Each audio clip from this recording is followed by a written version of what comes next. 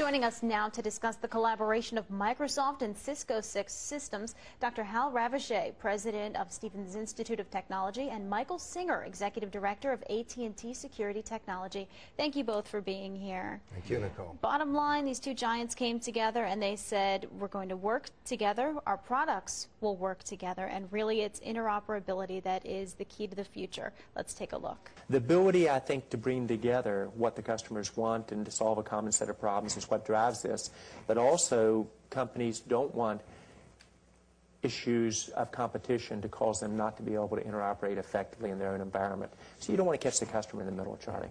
Michael Singer, what is this collaboration going to mean for Internet service providers? Well, service providers have lots of different technology products from a wide variety of providers.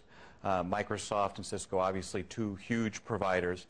But I think it's reasonable to expect ISPs, just like other enterprises running big networks, to continue to look at what's available, what's that feature set, can I trust this, is it reliable?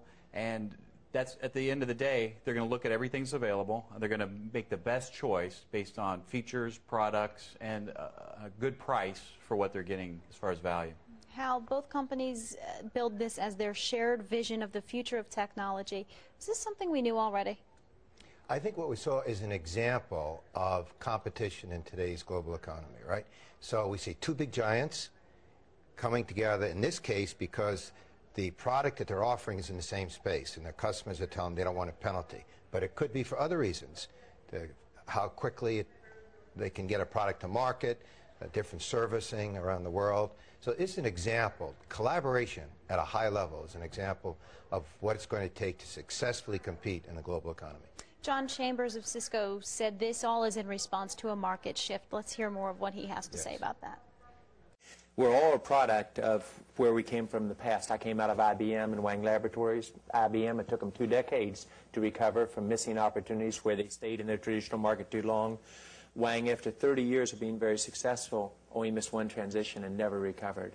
So watching for market transitions and very aggressively leading them, I think, is part of a team and a culture that is very important to the future. And if there's one transition that is in the first inning of the new ball game, it's collaboration on Web 2.0.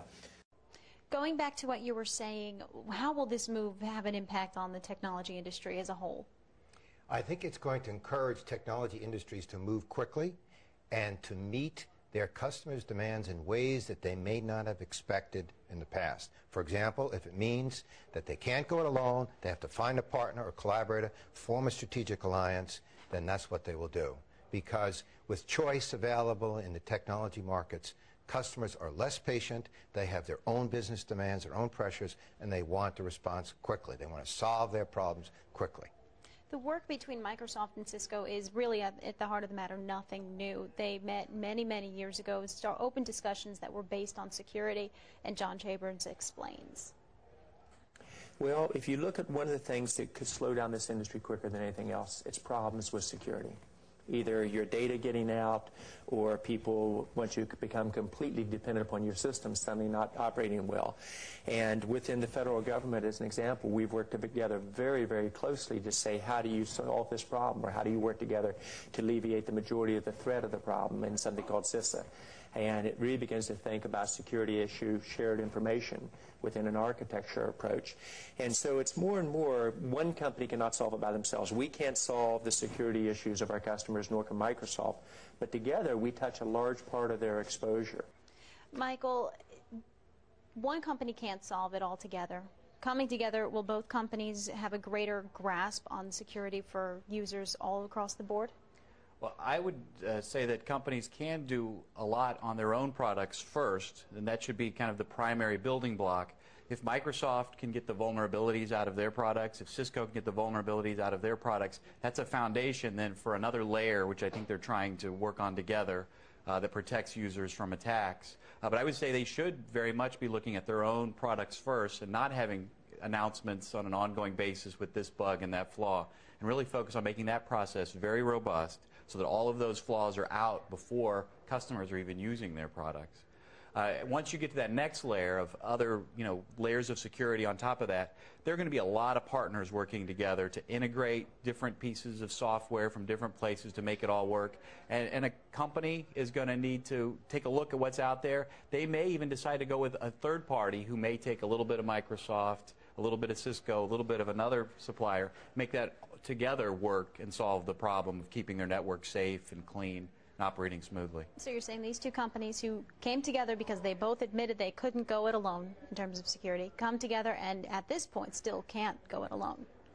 Well, I think the reason they had to come together is because they didn't want a restrictive set of security measures in place that would not allow their product to work on a network with the other product. So they had to work through that. As you test anything, as you're getting ready to release it, you test in a bunch of environments and you make sure that it works and the traffic flows and you're still able to authenticate. So they would have to do that anyway. The reason, I guess, to have engineers do it ahead of time is maybe so that next product, which you can't get your hands on yet, into the lab to test, you can get some insight into, is this going to work with Vista? Is this going to work with my next generation router? They probably have an argument to make there, but it wouldn't just be these two companies. You need to interoperate with everybody's product when you go live in production environments. Hal, I see you nodding your head. You're talking about next generation. Both companies said this is a step towards the future. And it almost as if they're saying, we're going to deliver the future together. Hold out. What do you think about that? Well, I think security is very big, right? And it's more complex than we saw this morning in that interview. If we look at the financial services industry, clearly security of their information. Look at the Department of Defense, clearly. Now it's compartmentalized. Defense, financial services approach it differently. As we look at the healthcare industry and we start having our medical records being transmitted around, people want to know, is it secure? Then, as we look to having our cell phones purchase our dinner instead of using a credit card or buy an airplane ticket, it's got to be wireless. So security is a huge issue, and it's very difficult to have generic solutions because there are very clever people out there who are on top of trying to hack through our systems. We see these two huge companies come together. They're not in a full-blown partnership. They even admit several times that they are competitors. They're going to work together, they're going to shake hands, but they are competitors. Steve Ballmer kind of addresses this issue, but I really would like to hear your insights on this. We don't expect each other to spill the secret sauce. It's not like sort of we come to the meeting and say, well, today's the day John's going to tell us everything they're going to do, and so we can jujitsu them. That isn't going to happen, and it's not going to happen the other way around. That's not what this is about. It's about saying, here's where we're going. Here are the kinds of things we're hearing from customers that we got to get right. Hal, you have these two huge market dominators, again, saying we're going to work together, but at the same time we are very much competitors. Steve Ballmer says we won't share the secret sauce, but at the end of the day, doesn't this maybe raise some concerns about conflict of interest? I think they have to be very careful in solving the particular problems of not having their customers pay a price for similar products and avoiding antitrust issues and of creating internal conflicts in their own companies. But the other industries do this. If you look at the aerospace industry, Boeing and Lockheed Martin, huge competitors, have to get together in some area. British Aerospace and Boeing have to get together, and Lockheed. So there are examples out there, and companies find ways to find common ground and yet solidly compete. Could this offer, at any point, and not just necessarily this example, looking at the marketplace in general, could this possibly raise some gray area here, some ethical issues, some new ways that companies are going to have to outline their business? Well, anytime companies get together to share information, there's usually an agreement that they sign. There's lawyers involved saying, I'm not going to disclose this information. There may be lawyers at their meetings when they sit down with the engineers that they may do a timeout if they get into some area. I think what you see here is two very large companies, huge revenue base, and the amount of overlap isn't that large. They're not as concerned. But if it was a small company, you were betting your whole company's future on one product, you're not going to be sitting down with another engineering team at a competitor and sharing the details of that with them.